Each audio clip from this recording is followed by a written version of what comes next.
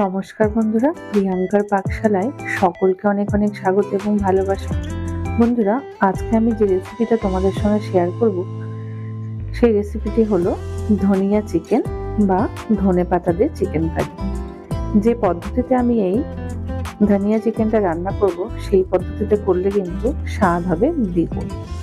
আর এইভাবে ধনিয়া চিকেন রান্না করলে ভাত, রুটি, পরোটা, ফ্রাইড রাইস, পোলাও সমস্ত কিছুর সঙ্গে খেতে কিন্তু একদম অসাধারণ লাগবে। আর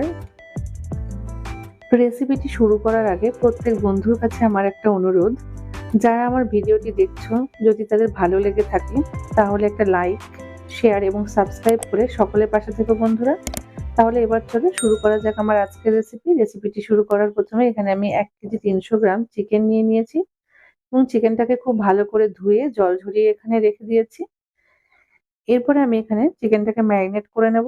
ম্যারিনেট করার জন্য আমি প্রথমেই দিয়ে দিলাম 2 টেবিল স্পুন পরিমাণ মতো রসুন বাটা। তারপরে দিয়ে দিচ্ছি আমি 1.5 টেবিল স্পুন পরিমাণ মতো আদা বাটা। এরপরে আমি দিয়ে দেব 1 টেবিল স্পুন পরিমাণ পেঁয়াজ বাটা। এরপরে আমি দিয়ে দেব এখানে 1 টেবিল স্পুন পরিমাণ কাঁচা লঙ্কা বাটা। তারপরে দিয়ে দেব আমি 1.5 টেবিল স্পুন পরিমাণ কাজু বাটা। এরপর এখানে দিয়ে দেব 3 টেবিল স্পুন পরিমাণ টক দই। তারপরে আমি এখানে দিয়ে দেব 4 টেবিল স্পুন পরিমাণ মতো ধনেপাতা বাটা। ধনেপাতাটা কিন্তু যখন আমি বাটি তখন কিন্তু আমি একটা পাতিলেবুর রসও এর মধ্যে চিপে রেখেছিলাম। এটা দিলে কিন্তু স্বাদটাও খুব ভালো হয় এবং কালারটাও খুব দারুণ আসে। এরপরে দিয়ে দিলাম আমি 1 টেবিল স্পুন পরিমাণ লবণ। আমি লবণটা এখানে একবারই ব্যবহার করলাম। এরপরে দিয়ে দিলাম 1 টেবিল স্পুন পরিমাণ মতো হলুদের গুঁড়ো। তারপর দিয়ে দিচ্ছি 2 টেবিল স্পুন পরিমাণ মতো সর্ষের তেল। এবার এটাকে দিয়ে আমি খুব ভালো করে হাতের সাহায্যে মাংসটাকে মাখিয়ে নেব। তবে মাংসটা কিন্তু ম্যারিনেট করার পর যে অনেকক্ষণ রাখতে হবে বা আধ ঘন্টা রাখতে হবে এরকম কোনো ব্যাপার নেই। এটা কিন্তু ম্যারিনেট করার পরে রান্নার পরবর্তী ধাপে যতটুকু সময় লাগবে তারপরেই কিন্তু মাংসটাকে দিয়ে দেওয়া যাবে। এরপর আমি একটা কড়াই গরমে বসিয়ে এখানে দিয়ে দিলাম 150 গ্রাম মতো সাদা তেল। এরপর আমি ফোড়নের জন্য এখানে ব্যবহার করলাম গোটা জিরে আর গোটা গরম মসলা, যার মধ্যে ছিল দারচিনি, এলাচ এবং লবঙ্গ। আর দিয়ে দিলাম শুকনো লঙ্কা এবং তেজপাতা। তারপরে এখানে আমি 4টে মাঝারি সাইজের পেঁয়াজ স্লাইস করে কেটে রেখেছিলাম, সেটা এখানে অ্যাড করলাম। এটাকে আমি হাই ফ্লেমে রেখেই 2 থেকে 3 মিনিটের জন্য একটু ভেজে নেব। পেঁয়াজের রঙগুলো কিন্তু লালচে হতে দেব না। 2 থেকে 3 মিনিট ভাজার পরেই কিন্তু আমি চিকেনটাকে অ্যাড করে দেব। এখানে আমি দিয়ে দিলাম ম্যারিনেট করে রাখা চিকেন। এরপরে আমি হাই ফ্লেমে রেখেই খুব ভালো করে চিকেনটাকে নেড়ে নেব। তারপরে 4 থেকে 5 মিনিট হাই ফ্লেমেই আমি এইভাবে কুক করে নিচ্ছি। আর আমি প্রত্যেকটা মশলায় কিন্তু এখানে বাটা মশলা ব্যবহার করেছিলাম। তোমরা চাইলে কিন্তু এটাকে একবারে মিক্সিতে দিয়ে পেস্টও করে নিতে পারো। এরপরে আমি গুঁড়ো মশলার মধ্যে দিয়ে দিলাম 1 টেবিল স্পুন পরিমাণ জিরে গুঁড়ো আর 1 টেবিল স্পুন পরিমাণ ধনে গুঁড়ো।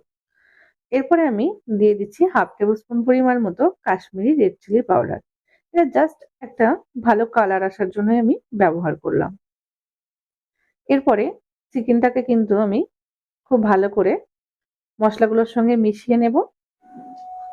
এই সম্পূর্ণ রান্নাটা কিন্তু আমি মিডিয়াম টু হাই ফ্লেমে রেখেই করব।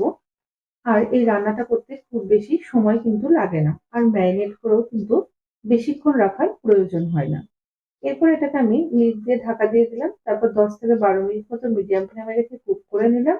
মাঝে, মাঝে আমি একটু নেড়ে দিয়েছিলাম।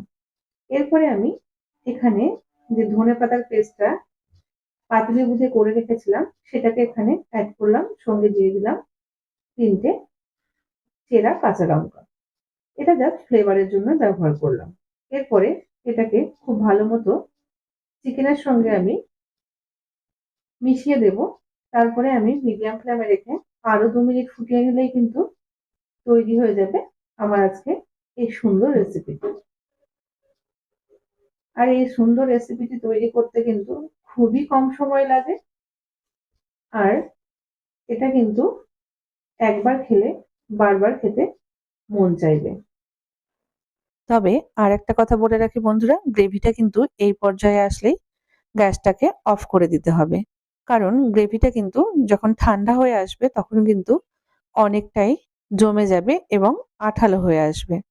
তাহলে আমার আজকের এই রেসিপিটা তোমরা একবার হলেও বাড়িতে ট্রাই করো, আর কেমন লাগলো অবশ্যই কমেন্ট বক্সের মাধ্যমে জানাতে কিন্তু ভুলো না। ভালো লাগলে একটা লাইক, শেয়ার এবং সাবস্ক্রাইব করে সকলেই পাশে থেকো। আবারও দেখা হচ্ছে আরও নতুন নতুন অনেক ভিডিও নিয়ে। আজকের মতো আমি বিদায় নিচ্ছি। তোমরা সকলে ভালো থেকো, সুস্থ থেকো। তাহলে চলো, টাটা।